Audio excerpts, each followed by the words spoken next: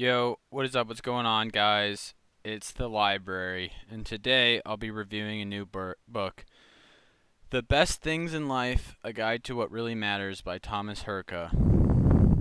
I read this book on my Kindle here. Guess can't give you guys the joy of holding a hardcover book like I usually do. I read this one on the Kindle. So, I wanted to review this book. I'd like to say I highly recommend it. It's a short read. It's about 200 pages, and it really packs a punch with that short. Not that short. I read it pretty quickly. So, what this book does really well is it gives you infrastructure for talking about life. It's kind of just like very good theory to have on hand. And the author, he delves into what it means to lead a good life, and he looks at this through the lens of accruing knowledge, achievement, virtue, and pleasure.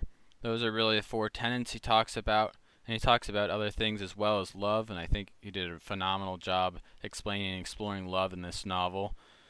What he did really well is just really taking these ideas and breaking them down, looking at past philosophers and what past philosophers thought about these ideas. He often mentioned Greek philosophers and talked about a plethora of theists and modern philosophers and existentialist philosophers as well.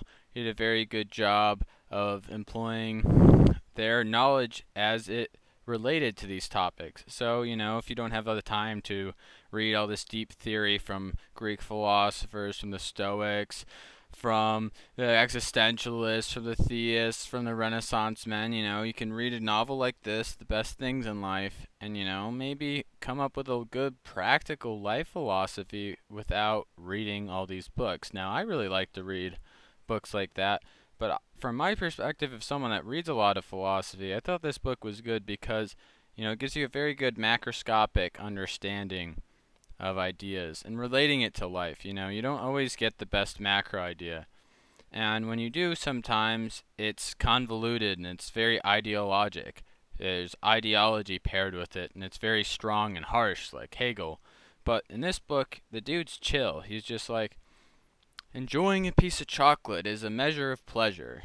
And I guess that's not the best way to convey his chillness, but he often says things like, man, take it how you will, or I don't know, dude, this is just what I think. Do you think Hegel ever does that? I don't know, man, that's just what I think. No, no, he's not that chill. Thomas Hurka, now this guy is chill. Now this guy is based. I recommend this book. I learned a lot about it.